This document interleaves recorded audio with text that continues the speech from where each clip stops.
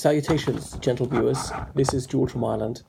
Now, one of my viewers has requested that I do a series on Russia and the Soviet Union from 1917 to 1991 for A-level history. So here it goes. One can't study an epoch in history without knowing something about what went before, because actions have consequences, which is one of the key lessons of history. So what was Russia like in 1917? Well, Russia was a gigantic empire, the vastest state in the world, and it stretched from, the middle of Europe, part of what's now Poland, to the Pacific Ocean, and it contained something like 200 different ethnic groups. The ethnic Russians were only about 50% of the population. I won't go through all the ethnic groups, but there were Ukrainians, Kazakhs, Tatars, Azerbaijanis, Georgians, Finns. I could list them all day. And the Russian language was spoken by the majority of the people, even though some of those who weren't ethnically Russians, let's say some Georgians could speak Russian. Belarusians often spoke Russian, more so than Belarusian. In Central Asia, the peoples there, not many of them spoke Russian at that stage. They often spoke languages related to Turkish. So about 75% of people in the Russian Empire were Slavs of some kind, if not ethnically Russians related to the Russians and speaking languages which were similar to Russian. So there'd be Poles, Ukrainians, Lithuanians, Latvians, Belarusians, and so forth. What else? Well, Russia had been an absolute dictatorship.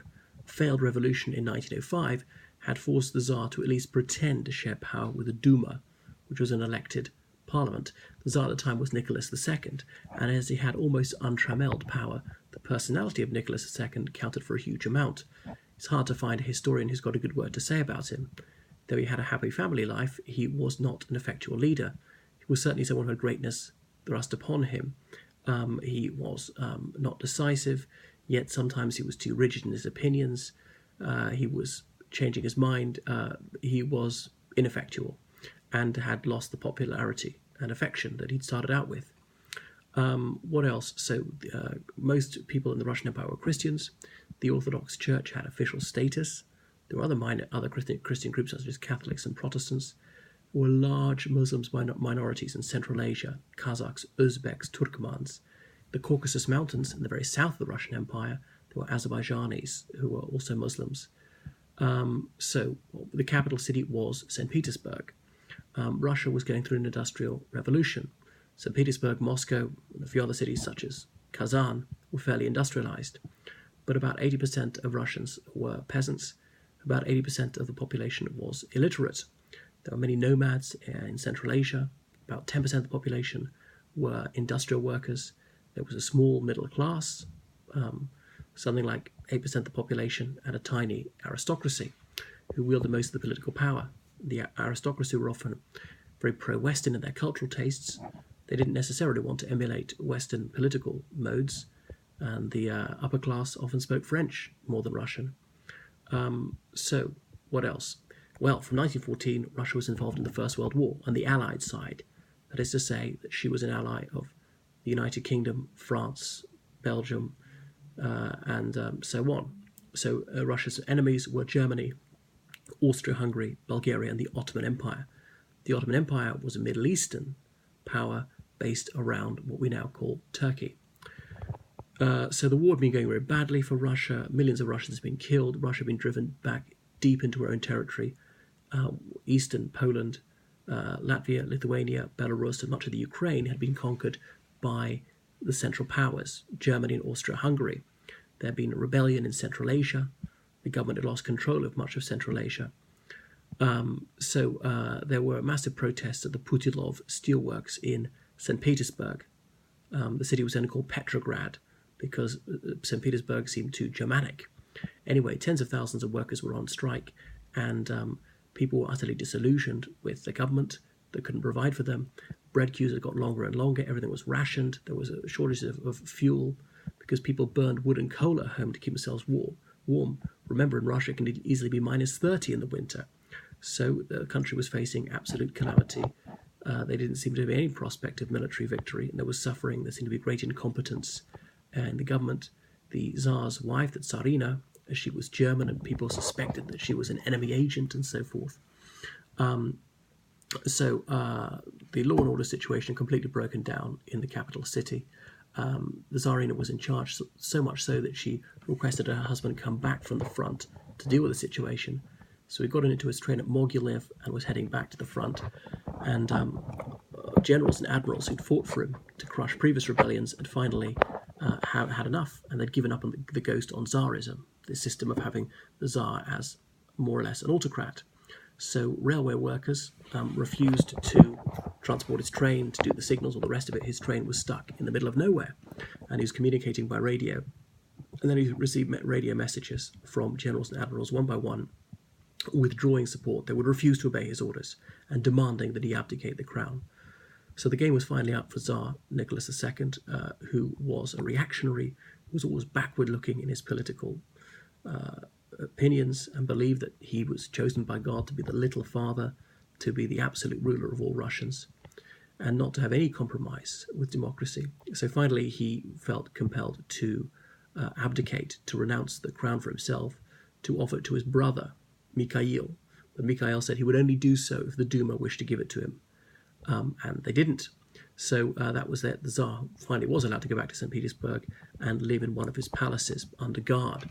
So Russia had suddenly become a republic. The monarchy was done with, and Russia was going to be fully democratic. That was the idea. Difficult to experiment with a new political system in the midst of a horrific war. A very large-scale war. This was a total war in which millions of men were conscripted.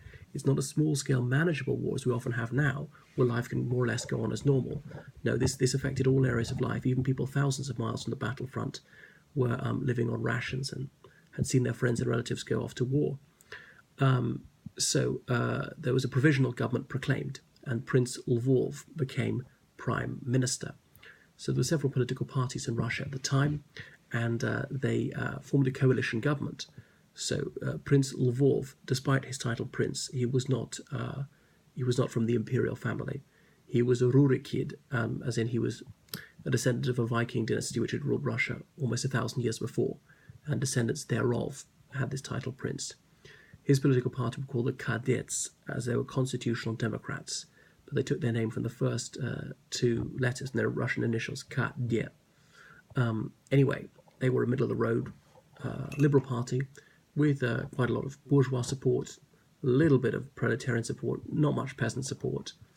That was that. They wanted to turn Russia into a republic along the lines of France.